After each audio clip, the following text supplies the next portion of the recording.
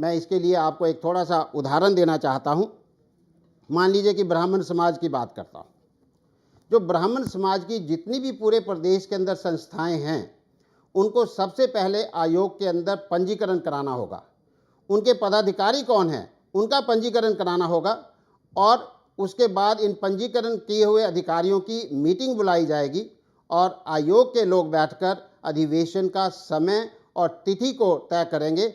और वहाँ पर जब अधिवेशन होगा, अधिवेशन में ये वहाँ पर प्रस्ताव पारित किया जाएगा कि वो चाहते क्या हैं, सरकार से क्या चाहते हैं। और इसी तरीके से हर समाज की, हर जाति की, हर वर्ग के लोगों की समय सीमा के अंदर हम तय करेंगे कि वो चाहते क्या हैं, सरकार से क्या चाहते हैं। और मैं आपको एक चीज़ यहाँ पर और बताना चाहता हूँ। ये हमारे जहन में, क्योंकि हम बात करते हैं जब, तो बहुत से समाज के लोगों से आप पूछिए कि समाज सरकार से क्या चाहता है, कई बार तो ये निकलता है उनको कुछ पता ही नहीं लगता कि वो सरकार से चाहते क्या हैं। शोर तो मचाते रहते हैं, लेकिन सरकार से क्या चाहते हैं ये अच्छी तरह से क्लियर नहीं होता है कि वो सरकार से क्या चाहते हैं। लेकिन समस्त भारतीय पार्टी क्योंकि इंसानों को ज़्यादा महत्व देती है और इंसानों की समस्याओं के समाधान के लिए कार्य करना चाहती है, क्योंकि हर समाज, हर जाति, हर वर्ग, मतलब पूरा प्रदेश के लोग इसके अंदर आ जाएंगे। अगर इनकी अपेक्षाएं पूरी हो जाएंगी तो मुझे लगता है कि यहाँ पर जनता खुशहाल होगी। और इसके साथ मैं आपको ये कहना चाहता हूँ कि समस्त भारतीय पार्टी अपने उद्देश्य की पूर्ति के लिए कार्य करेगी और ये हमारी सोच है। लेकिन हो सकता है कि आपके विचार इस उद्देश्य को पूरा करने के लिए अलग हों। आपको सुझाव दे सकते हैं, आप कोई बात कह सकते हैं। अगर आपके सुझाव देना चाहते हो, आप कोई विचार अलग से रखते हो, तो वो हमें ज़रूर बताइए, जिससे कि हम इस नीति के अंदर जितना भी तोड़ मरोड़ करके या जिसके अंदर फेरबदल करके हम इसे सुचारू रूप से जो है चला सकें, इसको लगा सकें। और मैं अंत में यही कहना चाहूँगा कि अगर आप विचारों से सहमत हैं तो सहयोग कीजिए। समस्त भारतीय पार्टी का आप सहयोग करेंगे तो व्यवस्थाएं बदलेंगी, हम अपने उद्देश्यों की पूर्ति करने में कामयाब होंगे।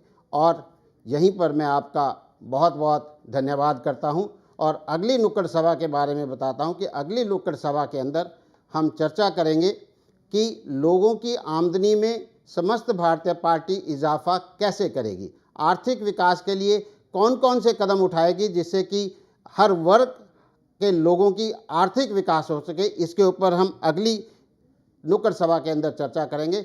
इन्हीं शब्दों के साथ मैं आपका बहुत बहुत धन्यवाद करता हूं। जय हिंद, जय भारत। धन्यवाद सुदेश जी। आप सभी ने सुना सुदेश जी के विचारों को। अगर आपके मन में कोई भी प्रश्न उठ रहा है, आप पूछना चाहते हैं कोई सवाल, तो आप तुरंत फोन उठाएं और कॉल लगाएं। फिलहाल सिरसा से नानक इंसा एक कॉलर हमारे साथ जुड़ गए, उनका सवाल हम लेते हैं। पूछिए नानक जी, क्या पूछना चाहते हैं? नमस्कार जी। सबसे पहले ये जो खबरें अभी तक चैनल है, इसको मैं बधाई देना चाहता हूँ कि जो इन्होंने ये नंबर देके इस लोगों के दिल की बात जानी ना, उसके लिए मैं इस जो चैनल है ये खबरों वाला, इसके लिए बहुत बहुत धन्यवाद करना चाहता हूँ जी। आपका बहुत शुक्रिया। और सबसे पहले मेरी ये बात थी, जो अपने जो ये मैंने आज पहली बार इनका ये प्रोग्राम देखा है, जो अपने ये समस्त भारतीय पार्टी है, ये अभी तक सभी जिस तरह सभी नेता कहते हैं ना, उसी तरह ये हमें कह रहे हैं सिर्फ आज तक, क्योंकि इनकी अभी पार्टी नई बनी है और ये अभी तक राजनीति में नए आए हैं, इसलिए कोई मंत्री नहीं है। इस तरह सभी पार्टियां कहती है, तो ये भी कह रहे हैं, सिर्फ हमें समझा रहे हैं, हमारे दिमाग में जो समझ आती है वो उनको वोट देगा या नहीं देगा वो उनकी समझ होती है। मगर सबसे बड़ा सवाल ये है, क्या जिस तरह अटल बिहारी वाजपेयी ने कारगिल के अंदर खुद जाकर और यानी दुश्मनों को ललकारा था, क्या ये नेता ऐसे कर सकेंगे? क्या जिस तरह की हमारे जो मोदी साहब है, जैसे विकास करके दिखा दिया उन्होंने, क्या ये नेता ऐसा विकास कर देंगे? क्या ये नेताजी ऐसा विकास कर देंगे कि जो अपना, जब भारत आजाद हुआ था तो डॉलर, अमेरिका का जो डॉलर है और इंडिया का 1 रुपया बराबर थे, क्या वो जो भ्रष्ट नेताओं द्वारा उस रुपए की कीमत गिरा दी गई है, लोगों से कर्ज ले लेके, विदेशों से कर्ज ले लेके, क्या उस भरपाई को करेंगे? जी नानक जी, आपने बहुत से बातें कही हैं कि क्या हम उन नेताओं की तरह विकास कर देंगे। लेकिन सबसे पहले तो मैं आपको ये बताना चाहता हूँ कि जिन नेताओं की, जिन पार्टियों की आप बात कर रहे हैं, आज उन्हीं के खिलाफ समस्त भारतीय पार्टी या अन्य लोगों ने मुहिम उठाई हुई है, क्योंकि उन्होंने अपने कार्य को जितना करना चाहिए था उतना नहीं किया। आप जहाँ पर भी रहते हैं आप देखिए कि आपके इर्द गिर्द व्यवस्थाएं क्या हैं। हमारा मापदंड सरकार की सक्रियता का ये है, क्या हमारी व्यवस्थाएं ठीक हैं, क्या हमारे बिजली पानी सड़कें की जो व्यवस्था है, जो बेरोजगारी है, जो महंगाई है, जो भ्रष्टाचार है, ये किन नेताओं ने दिया हमें? ये हमने नहीं दिया है। ये जो सारी बुरी व्यवस्थाएं दी हैं ये एग्जिस्टिंग नेताओं ने दी हैं। और सबसे पहली बात जो आपने कहा कि हम बातें करते हैं, क्या हम काम करके भी दिखा सकते हैं? लेकिन काम करके तो तभी दिखाएंगे जब मौका मिलेगा।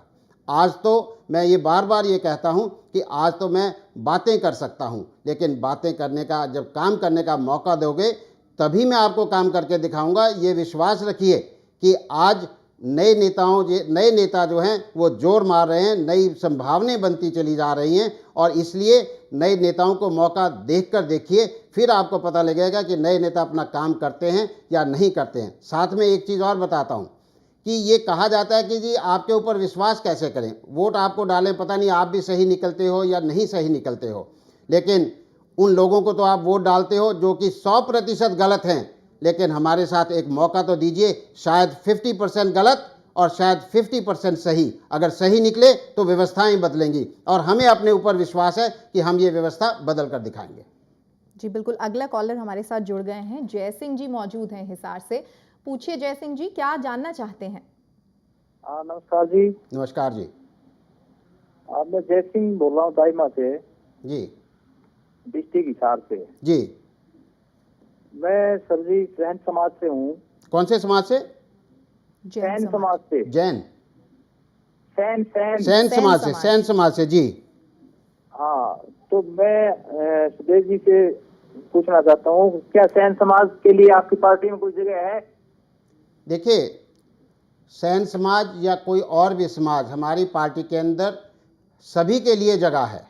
चाहे आप किसी समाज से हो, किसी जाति से हो, किसी वर्ग से हो, आप विचारधारा से अगर सहमत हैं आपका स्वागत है, आप कभी भी आइए, आपका स्वागत है। भिवानी से अगले कॉलर हमारे साथ जुड़े हैं अरुण जी, पूछिए अपना सवाल। नमस्कार सर। नमस्कार जी।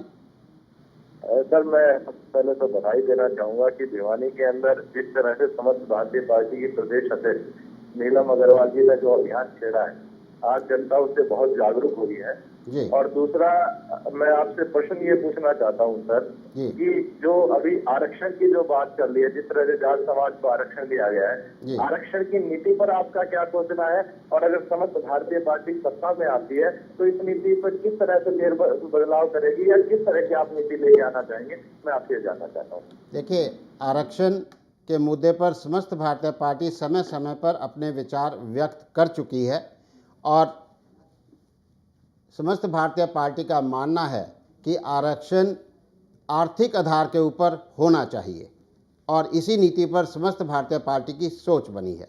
लेकिन जो व्यवस्थाएं बनी हुई हैं, जो ढांचा बना हुआ है, जो कानून बने हुए हैं, उसके अंदर बदलाव लाना तो तभी संभव है जब हम लोकसभा के अंदर बैठें, या उसके अंदर तभी बदलाव लाया जा सकता है। आज हमें ये देखना होगा कि आरक्षण के मामले को किस तरह से कम से कम जिन लोगों के लिए आरक्षण बनाया गया है उन लोगों को आरक्षण तो मिले। लेकिन आज तो मुसीबत सबसे बड़ी बात यह है कि जो उच्च वर्ग के लोग उस जाति में आते हैं वो आरक्षण ले जाते हैं, जिनको मिलना चाहिए उनको आरक्षण नहीं मिला, पहली बात। दूसरी बात, आरक्षण का अगर फ़ायदा होता है तो हमें ये देखना होगा कि कितने लोग आरक्षण के बाद आरक्षण से बाहर गए, कितने लोग अंदर आए। लेकिन आरक्षण से कोई बाहर नहीं गया, इसका मतलब आरक्षण का फ़ायदा हुआ या नहीं हुआ, इसके ऊपर भी अपने आप में डिबेट है। लेकिन समस्त भारतीय पार्टी की नीति बिल्कुल साफ है, कि उनकी सोच बिल्कुल साफ है कि आर्थिक आधार पर आरक्षण जो है वो होना चाहिए, चाहे वो किसी भी जाति, किसी भी वर्ग, किसी भी समाज का हो। और अगर आर्थिक के हिसाब से होता है, और इसमें भी जो छोटी जातियां हैं जिनको कि आरक्षण दिया गया है उन्हीं को फ़ायदा होगा, क्योंकि आर्थिक क्षमता भी उन्हीं की कमज़ोर है, इसलिए उनको सबसे ज़्यादा फायदा होगा। इसमें घबराने की बात नहीं है किसी को भी, उनको सबसे ज़्यादा फायदा होगा।